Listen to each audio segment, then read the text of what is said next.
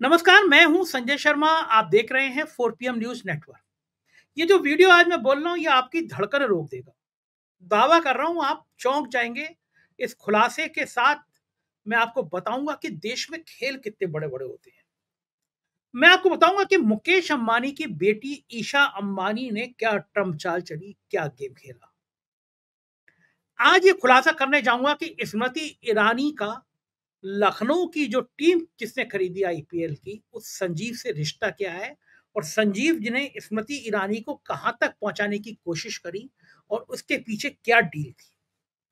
मैं आपको लखनऊ के उस शख्स के नाम बताऊंगा जो रिलायंस में एक छोटी सी नौकरी करता था, लेकिन बाद में हजारों करोड़ का मालिक हो गया। इनकम टैक्स रेड करती है, 500 करोड़ की जमीनें जब्त होती हैं। भारतीय जनता पार्टी के एक संगठन मंत्री को अपने पॉकेट पे रखने की बात करता है। ना जाने कितने आईएएस और आईपीएस उसके दोस्त हैं। पिछले डीजीपी से सुना जाता है जाते जाते वो कई सारे बड़े काम करा गया। ये पूरा नेक्सस क्या है? ईशा अंबानी, स्मृति ईरानी, ये साहब, और क्या देश की, दुनिया की एक बड़ी मैगजीन फॉर्च्यून, बड़ी बिजनेस मैगजीन है, उसके अंदर पहले पेज पर छपने के लिए इतनी बड़ी बड़ी डील होती है। ये सारे खुलासे मेरे नहीं है। फॉर्च्यून का एक चमकता हुआ सितारा हुआ करता था।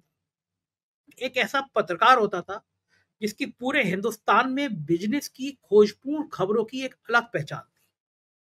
यहां तक थी कि जो सुधीर चौधरी जी जो जेल गए थे 100 करोड़ रुपए की रिश्वत में, बताया जाता है वो खबर उसी की थी, लेकर वही आया, इन्वेस्टिगेशन उसी ने करी। लेकिन सुधीर चौधरी ने जैसी खबरें देखी, तो सुधीर चौधरी को तो आप समझते हैं कितने ईमानदार हैं। उनको लगा इसमें तो मामला पक जाए। भाई पहुंच गए 100 करोड़ की रिश्वत लेने के लिए। जिंदल साहब भी स्मार्ट थे, उन्होंने उल्टा इन्वेस्टिंग कर दिया और सुधीर चौधरी को तिहाड़ जेल में रहना पड़ा। कोई और पत्रकार होता, कैरियर खत्म हो जाता, लेकिन मोदी है तो मुमकिन है। आजकल 15 करोड़ रुपए लेकर सुना जाता है कि दूरदर्शन में अपनी सेवाएं दे रहे हैं। सुपर फ्लॉप शो चल रहा है सुधीर चौधरी का, लेकिन सरकारें करीबी हैं तो आगे हैं। तो उस सुधीर चौधरी ने इसी पत्रकार की जब खबर अपने नाम से छापी, तो इसने भी दबंगी के साथ मुंबई में मुकदमा कर दिया। मुकदमा आज भी चल रहा है। फॉर्च्यून में जब इनके लेख उद्योगपति ने रुकवाए तो उसने मैगजीन ही छोड़ी। लेकिन आज जो खुलासा किया है इन्हीं राजीव रंजन सिंह ने, ईशा अंबानी, स्मृति ईरानी, दो ऐसे बड़े नाम, और अंबानी साहब तो पूरा देश चलाते हैं, देश ही छोड़िए दुनिया चलाते हैं। ट्रम्प साहब के पास चले गए कि मस्क को धक्का दीजिए, हम आपके साथ हैं। उनकी बेटी को ऐसी क्या जरूरत पड़ गई थी? मैं फिर कह रहा हूं, दिल थाम के, सांसें रोक कर पूरा वीडियो देखिए। आज का ये वीडियो बिजनेस इंडस्ट्री में, पॉलिटिकल इंडस्ट्री में तूफान मचा देगा। चलते हैं राजीव रंजन के पास एक बहुत बड़े खुलासे के लिए। राजीव भाई, आप देश के बड़े बिजनेस पत्रकारों में से रहे हैं। कई बड़े बड़े घरानों की बड़ी अंदर की जन्म पत्री आपके पास रहती है। आप इस मैगजीन में भी काम करते थे, फॉर्च्यून, जो बिजनेस ग्रुप में बड़ी एक चर्चित मैगजीन है, हर साल अवार्ड भी देती है। अच्छा, मुझे लगता होता है ये बड़े बड़े अवार्ड जो हैं वो झोल होता है। एक दिल्ली में भी एक साहब अवार्ड है, वो अवार्ड बांटते हैं, पत्रकारों का अवार्ड बांटते हैं। आज तक की पूरी टीम ही उनके पास में रहती है, वो एक मैगजीन में निकालते हैं। सरकारों से वो लाखों करोड़ों करोड़ों रुपए इकट्ठा करते हैं कि हम तो देखो देश के सारे, सुधीर चौधरी से लेकर अंजना ओम कश्यप से लेकर तमाम ढेर लोगों को अवार्ड, हर साल उन्हीं ऐसे बड़े बड़े लोगों को अवार्ड मिलता रहता है। अवार्ड में खेल तो होता है, मैंने सुना था। लेकिन इतनी बड़ी मैगजीन जिसमें 3-4 बड़े लोग जो फ्रंट पेज पे आने चाहिए, उनकी जगह ईशा अंबानी छप रही हैं। आपने मुझे जो बात बताई, जो लिखी आपने, वो इस देश में भूचाल लाने वाली बात है। स्मृति ईरानी चुनाव हार गई, उन्हें राज्यसभा नहीं भेजा गया, उन्हें मंत्री नहीं बनाया गया। मैं इसी ईशा अंबानी की बात कर रहा हूँ। स्मृति ईरानी राज्यसभा में नहीं गई, उन्हें मंत्री नहीं बनाया गया, एक तरह का बिल्कुल ढकेल दिया गया। लेकिन पता चला कि लखनऊ आईपीएल के जो मालिक हैं संजीव जी, जो फॉर्च्यून के शायद उन्होंने फ्रेंचाइजी ले रखी है मैगजीन की, आपने बताया मुझे कि वो अड़ गए कि नहीं भाई स्मृति ईरानी को भी इस लिस्ट में रखना है। और साहब वो स्मृति ईरानी भी इस लिस्ट में आ गई बकौल आपके। तो फॉर्च्यून जैसी मैगजीन के अंदर ईशा अंबानी, स्मृति ईरानी और बड़े बड़े कांड, जरा समझाइए। मेरे तो बिल्कुल दिमाग से ऊपर से निकल रहा है। इस देश के कल हिंदुस्तान के सारे दर्शक जो है ना, इस एपिसोड को सुन के सन्न रह जाएंगे। स्मृति ईरानी, क्योंकि सास भी कभी बहू थी, दोबारा आ रही हैं वो कैसे इस लिस्ट में शामिल हो गई? ईशा अंबानी के आने की वजह से बिरला ग्रुप कैसे मुंह फुला गया, जरा ये सारी कहानियां जरा विस्तार से समझाइए, लोग समझें कि इतने बड़े बड़े लोग, अंबानी साहब के आंखों के सितारे लोग, स्मृति ईरानी, मोदी जी की कभी आपकी दुलारी, वो सब क्या क्या कांड करते हैं, जरा आज विस्तार से समझाइए। और आपकी बात शुरू करने से पहले मैं फॉर्च्यून ग्रुप को कहना चाहता हूँ, इस वीडियो में अगर जरा से भी आपको तथ्य से परे लिखे, मेरा मेल आईडी मेरे यूट्यूब पे है, कल ही मेल करिए, परसों सारी बातों का स्पष्टीकरण फिर से राजीव जी से पूछ लेंगे। तो बजाय आप मुझे नोटिस भेजें, फिर हम लोग मुकदमा लड़ें कि आपने माना नहीं कर दिया, मुझे उसमें कोई समस्या नहीं है, मैं सारे बड़े बड़े लोगों से मुकदमा लड़ना मुझे बखूबी आता है, मैं लड़ लूंगा, आप कितने भी बड़े ताकतवर हो मैं आपसे लड़ लूंगा। लेकिन बात जब सच है, डंके की चोट पे सच है, कोई बोले ना बोले, लेकिन फॉर्च्यून में काम करने वाला एक बहादुर पत्रकार जैसे सुधीर चौधरी को भी नानी याद दिला दी थी, आज तक मुकदमा चल रहा है, क्योंकि सुधीर चौधरी ने भी एक बंदे की खबर बेच ली थी 100 करोड़ रुपए वाली, वो जो खबर थी जिसमें सुधीर चौधरी जेल में, वो खबर राजीव रंजन की थी। तो राजीव भाई जरा फिलहाल सुधीर चौधरी की बात बाद में, ये बताइए ये ईशा अंबानी की पहले पेज पे कैसे आई और स्मृति ईरानी की एंट्री कैसे हुई, बताइए। देखिए बहुत अच्छा सवाल है संजय जी आपका। उसके पहले डिस्क्लेमर दे दूं मैं दर्शकों को कि 14 मई 2025 तक मैं फॉर्च्यून इंडिया के पेरोल पे था। उसके बाद मैंने रिजाइन किया, 14 मई को ही शायद मैंने रिजाइन किया है, जो एग्जैक्ट डेट है। ये जो इशू आया है मोस्ट पावरफुल वुमेन का, ये इशू छपा है अप्रैल में। अगर आप लोग देख सकते होंगे तो इसमें नजर आएगा अप्रैल का ये इशू है। तो मैं फॉर्च्यून इंडिया के पेरोल पे था उस टाइम में। अप्रैल का इशू जो है वो 1 डेढ़ महीने 2 महीने पहले से ही शुरुआत हो जाती है। तो ये फरवरी से ही हम लोगों का इसमें, जनवरी फरवरी से ही हम लोग इसमें काम करना शुरू कर। अब हुआ ये था कि मुझे भी 3 लोगों के ऊपर में लिखने के लिए दिया गया था। ठीक है, मतलब जो फॉर्च्यून में 12 रिपोर्टर हैं तो सबके, किसी के जिम्मे 2, किसी के जिम्मे 4, किसी के जिम्मे 3, ऐसे करके बांटा गया। तो मेरे पास भी 3 आए थे, जिसमें पिछले 2 साल से जो हमारी लिस्ट में थी अलायंस की पूरे एशिया की प्रेसिडेंट, बहुत बड़ी लेडी है। आज की डेट में आप समझिए कि $40 बिलियन का वो फंड संभालती है। मतलब वो उस इसकी फंड की हेड है, investment chief investment officer Ritu Arora ji. उनके उनके ऊपर लिखना था। एक विशाखा मूल्य जी हैं जो आदित्य बिरला फाइनेंस की सीईओ हैं, उनके ऊपर, और एक और कोई थर्ड मुझे दिया था जो अभी एकदम मुझे याद नहीं आ रहा।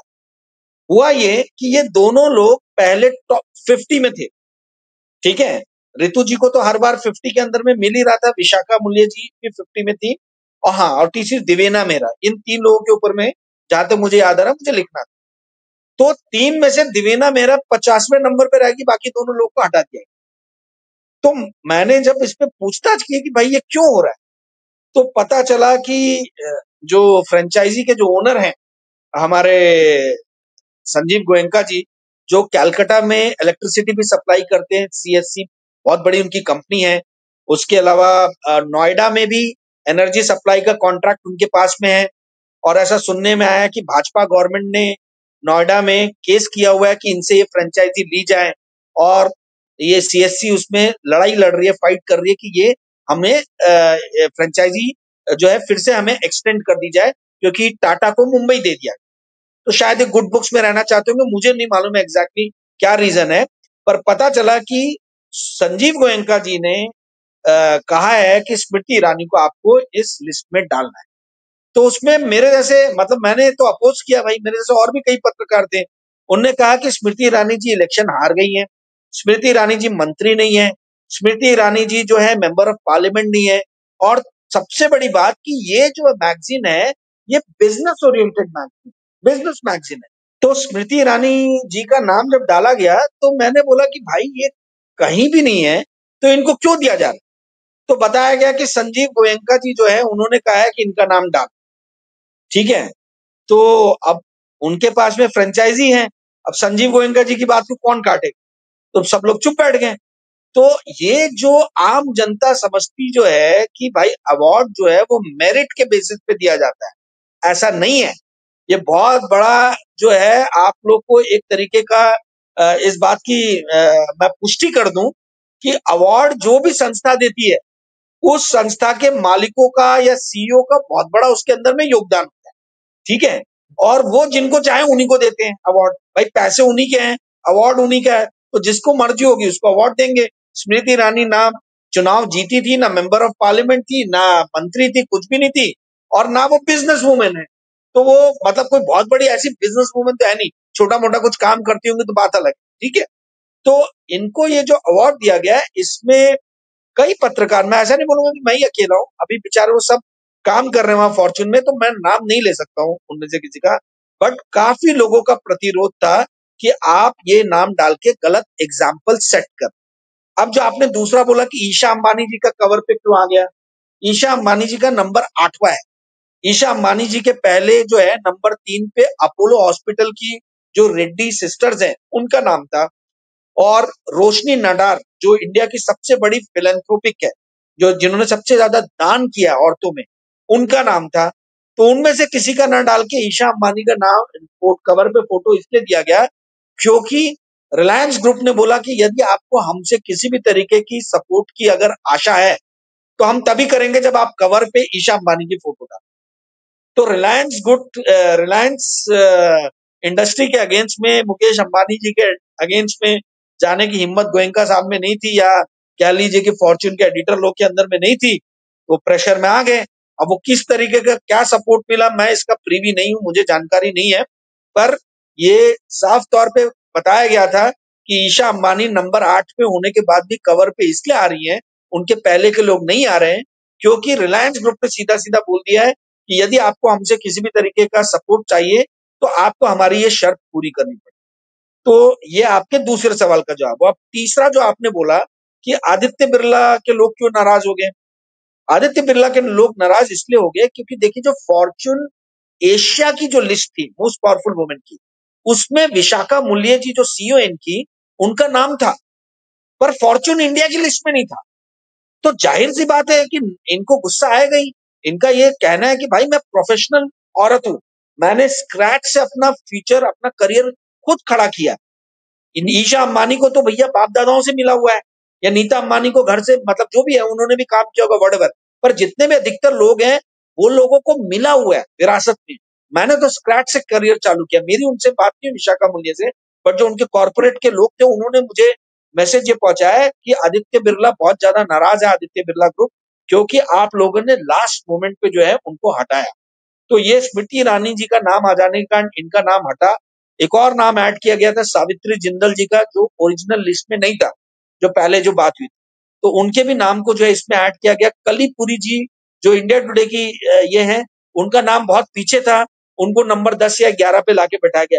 तो ये सारी चीजें जो है संजीव गोयनका बाबू जो है, ये गोयनका बाबू की इच्छा के हिसाब से जो है लिस्ट ये हुई। तो ये कोई एक नहीं है, जितनी भी एडिटोरियल लिस्ट बनाता है या थर्ड पार्टी लिस्ट बनाता है, ये सब गोयनका बाबू के पास जाता है, और गोयनका बाबू अपने हिसाब से फिर उसमें भेजते हैं कि किसको कौन सा नंबर मिलेगा, और उस हिसाब से लिस्ट जो है वो तैयार होती है और उस हिसाब से लिस्ट आती है। तो जैसे केएल राहुल को आईपीएल में इन्होंने डांटा था, जो सबने पकड़ा था, मतलब वो टीवी में आवाज तक आ गई थी, तो संजीव गोयनका जी का जो आप कह लीजिए कि जो उनकी जकड़ है, वो उनके हर ग्रुप में जहां जहां वो करते हैं, उनकी उनकी जो इच्छा होगी वैसा ही होता है। उनकी इच्छा के विरुद्ध जाके कुछ काम जो है अलग सा मुझे होता हुआ नजर नहीं आ रहा। और हमारे जैसे एक दो पत्रकार जो अपने दम पे कुछ करते हैं, उनको फिर साइडलाइन करके ऐसे बाहर का रास्ता जो है वो उन्होंने तो दिखाया नहीं, मैं खुद ही बाहर हो गया क्योंकि आर्टिकल्स मेरे पब्लिश करने बंद कर दिए। जी। सही बात है, आपके जी सर। आर्टिकल कौन छापेंगे जब आप इतने भयंकर भयंकर लिखोगे। तो कुल मिला के ये संजीव साहब जो हैं, ये स्मृति ईरानी को दोबारा से ताकत में लाना चाहते हैं। मतलब खेल ये है। मैं आपको एक उदाहरण बताऊं, बहुत बढ़िया था। यहाँ पे रिलायंस ग्रुप में एक आदमी छोटा सा नौकरी करता था, क्लरिकल टाइप की नौकरी होगी, मतलब मुश्किल मिलते होंगे 20-25 हज़ार रुपया। फिर वो दिल्ली चला गया, दिल्ली आके एक साहब से मिला, दिमाग का तिकड़म ही था। और फिर ये हुआ कि 2014 से पहले ये स्मृति ईरानी के साथ लगे, और उनमें से फिर एक आदमी स्मृति ईरानी का पीएस या ओएसडी बना। और फिर जो दूसरे साहब थे रिलायंस के, उन्होंने बड़े बड़े लोगों को असहाय कर दिया। वो आदमी छोटा सा रिलायंस का नौकरी करने वाला करोड़ों रुपए का मालिक बन गया, सैकड़ों करोड़ का मालिक बन गया। उसने फिर प्रॉपर्टी का धंधा शुरू किया, रियल एस्टेट पर काम शुरू किया। लखनऊ के अंदर बड़े बड़े ब्यूरोक्रेट, हमारे पिछले डीजीपी साहब प्रशांत कुमार जी भी बड़े उनके करीबी थे, उनके फार्म हाउस में जाके दावतें खाते थे। जाते जाते रिटायरमेंट से पहले इन असहाय साहब ने सुनाया कई सारी पोस्टिंग वोस्टिंग भी करा दी। मैंने ट्वीट किया एक दिन उनकी जो कंपनी थी यहाँ पे, उस कंपनी के बारे में कि किस तरह हैली रोड के गेस्ट हाउस से बैठ के उत्तर प्रदेश में डीजीपी कौन बनेगा, चीफ सेक्रेटरी कौन बनेगा, ये सारे साहब तय करते हैं। और किस तरह बड़े बड़े आईएएस आईपीएस और बड़े चर्चित नाम है, एक दो फिर कभी लूंगा मैं उनका नाम, वो भी आजकल बड़े स्थापित लोग हैं, किस तरह इन साहे साहब के साथ खेल कर रहे हैं। तो मैंने कहा दिल्ली में इनकी फाइल खुली है और इनके बुरे दिन आ रहे हैं। मैंने जिस दिन ट्वीट किया तो बड़े कॉन्फिडेंस में थे, बोला अरे जाने जैसे ये कितने पत्रकार है, कौन पूछता है। और मेरे ट्वीट करने के छठे दिन उनके इनकम टैक्स की रेड हो गई, और इनकम टैक्स की रेड हुई तो बाद में 500 करोड़ की संपत्ति जब्त की गई। उन्होंने हर जगह कहना शुरू किया कि भारतीय जनता पार्टी के एक संगठन मंत्री, उनकी भी पार्टनरशिप है मेरे यहाँ, तो मेरा क्या हो जाएगा। बड़े चर्चे संगठन मंत्री, नाम लेना ठीक नहीं है, मेरे भी मित्र हैं, बीजेपी के संगठन मंत्री हैं वो। अब पता है लखनऊ में भैया जी का भाई साहब कहते हैं, भाई साहब की बड़ा जलजला। तो इनकम टैक्स वाला रेट जिसने की थी उसका ट्रांसफर हुआ, लेकिन मामला सुलझा नहीं। वो कह रहे हैं कि हम जो है सुलझा लेंगे इस मामले को हर हालत में। दिल्ली के एक बड़े मीडिया हाउस के मालिक का नाम, मतलब संपादक का नाम भी वो लेते हैं। तो इस तरह स्मृति ईरानी की जब कारनामे पता चले कि उनके सेक्रेटरी का ये हो रहा है, तो उसकी आईबी से जांच हुई और उन साहब को स्मृति ईरानी से निकाल दिया गया। लेकिन इस तरह के लोग स्मृति ईरानी को चारों तरफ से घेरने की कोशिश करते हैं कि लगता है कि स्मृति ईरानी हमारा तुरुप का पत्ता है, कब चल जाए पता नहीं। अब जिन संजीव जी की बात कर रहे हैं आप, ये बिजनेसमैन हैं, ये नोएडा में बिजली भी बेचते हैं, ये कलकत्ता में बिजली बेचते हैं, अब ये लखनऊ में क्रिकेट का भी करेंगे, क्योंकि क्रिकेट के माध्यम से बड़े बड़े खेल होते हैं। हमारे डीजीपी रहे थे डीएस चौहान, योगी जी के बड़े करीबी थे, साहब ने बड़े पैसे बनाए, करोड़ों अरबों रुपए बनाए सुनाए। नोएडा में कोटी करोड़ों रुपए की उनकी बेटी को दान मिल गई थी, वो भी क्रिकेट वाले माध्यम से एंट्री करने की कोशिश कर रहे हैं। ये सब अमित शाह जी के बेटे के आसपास दरबार लगाते हैं। तो ये स्मृति ईरानी को दोबारा स्थापित करने की जो कोशिशें हैं, संजीव जी को लगा होगा कि अगर हम स्मृति ईरानी को इस समय ओबलाइज कर देंगे और स्मृति ईरानी के दिन पलट गए तो स्मृति ईरानी हमारा एहसान नहीं भूलेंगे। फिर हम इनसे, आज तो केवल मैगजीन के अंदर लिस्ट में छाप रहे हैं, क्या जा रहा है, मैगजीन अपनी फ्रेंचाइजी अपनी छाप दो, लेकिन अगर इनके दिन भौरे तो हम अरबों खरबों रुपए के मालिक हो जाएंगे। मुझे लगता है दोबारा से जो फिल्म पर्दे पे एंट्री कर रही है उसमें भी इसी तरह के कुछ भाई लोगों का हाथ होगा। ये जो ब्रोकर हैं, मैं ब्रोकर ही कहूंगा, ब्रोकर हैं जो मीडिया हाउस में भी आ गए हैं। एक मैगजीन, बड़ी वाली मैगजीन, उसकी फ्रेंचाइजी ले ली, बड़ा नाम है। अब आज के आपके इस खुलासे के बाद उस मैगजीन की जो इतनी बड़ी ब्रांड थी, उसकी तो धज्जियां उड़ जाएंगी। उसको तो छोड़िए, देश के सबसे बड़ा तेज चैनल, उनकी मैगजीन, सरकार से, जिस सरकार से 20 करोड़ रुपए मिल गए, 10 करोड़ रुपए मिल गए, उसका मुख्यमंत्री सबसे अच्छा बन गया। जिस 3 महीने पैसे नहीं मिले उसका मुख्यमंत्री नीचे मिल गया। फिर वो एक फंक्शन करेंगे 5 स्टार में, फिर सरकारें करोड़ों रुपए उनको अनुदान देंगी कि भाई इस फंक्शन में हमारे नेता ज्यादा ने।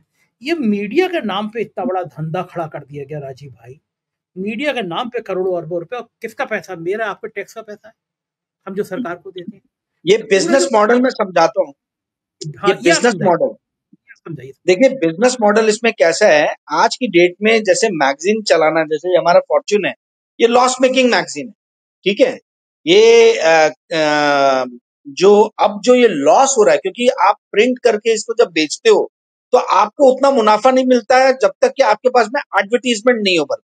तो एडवर्टीजमेंट भी जो है वो बहुत ज्यादा आ नहीं रहे आज की डेट में, क्योंकि सारे बड़े बड़े पूंजीपतियों के अपने अपने मैगजीन या कोई चैनल या कोई अखबार हो गया है।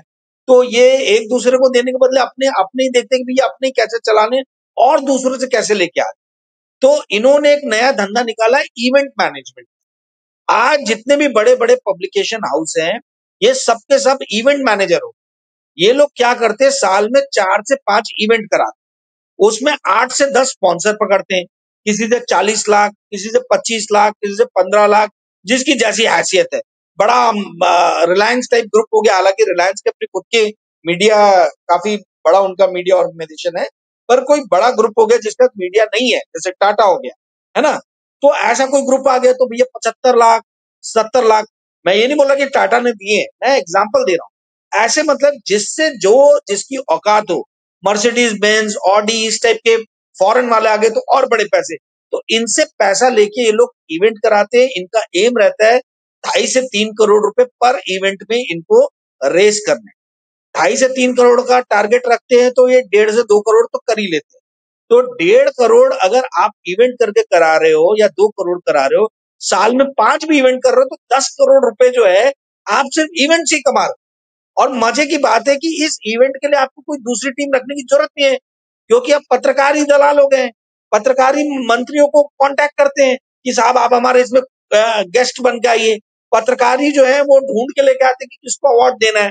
तो आपको कोई एक सेपरेट टीम रखने की जरूरत नहीं है।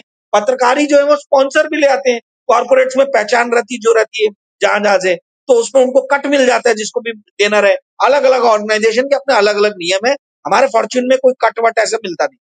पर आप जो है इवेंट जो है यदि कर रहे हो तो इवेंट के लिए आपको कोई बड़ी सी अलग सी टीम रखने की जरूरत नहीं है। एक आदमी कोई बंदा रख लिया तो रख लिया, नहीं तो इसमें सबसे बड़ा ये रहता है कि कौन से मंत्री संतरी को एज ए गेस्ट बना के लेके आए।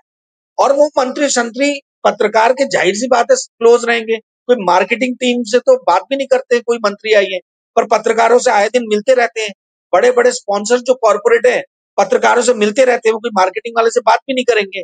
मैं जितने इजिली घुस जाऊंगा किसी कॉर्पोरेट में, मुझे नहीं लगता कि कोई मतलब जिस भी पब्लिकेशन में काम करो उसका मार्केटिंग वाला आदमी जाए। तो ये सभी पत्रकारों के साथ, तो ये पत्रकारों को वहां मिसयूज करते हैं।